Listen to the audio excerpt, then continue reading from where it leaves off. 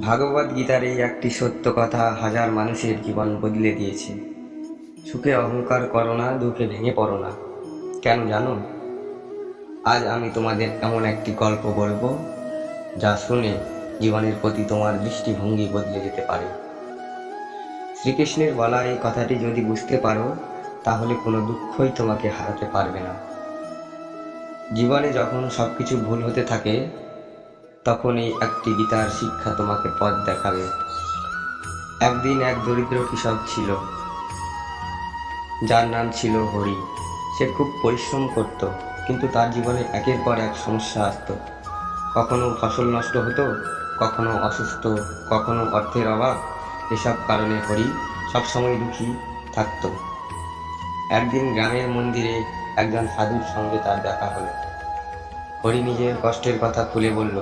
সাধু শান্তভাবে বললেন, ভাগবত গীতায় শ্রীকৃষ্ণ বলেছেন, সুখ দুঃখ ঋতুর মতো আসে এবং চলে যায়, এগুলো চিরস্থায়ী নয়।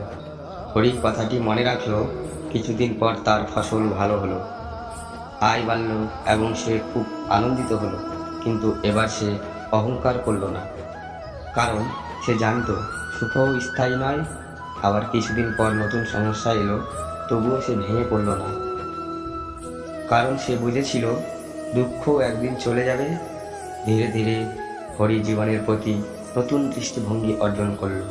সে প্রতিটি পরিস্থিতিকে ধৈর্যের সঙ্গে গ্রহণ করতে শিখল। তার মন শান্ত হয়ে গেল এবং সে উপলব্ধি করল জীবনের আসল শক্তি। ভাগবত গীতা আমাদের শেখায় সুখে অহংকার নয়। শিক্ষা। ভাগবত গীতা আমাদের শেখায় সুখে অহংকার নয়, দুঃখে হতাশ নয়। সময়ের সঙ্গে সব কিছু পরিবর্তিত হয়, তাই ধৈর্য ও বিশ্বাস রাখ। শিক্ষা। ভাগবত গীতা আমাদের শেখায় সুখে অহংকার নয়, দুঃখে হতাশ নয়। সময়ের সঙ্গে সব কিছু পরিবর্তিত হয়, তাই ধৈর্য ও বিশ্বাস ধরে রাখা উচিত। রাধে রাধে।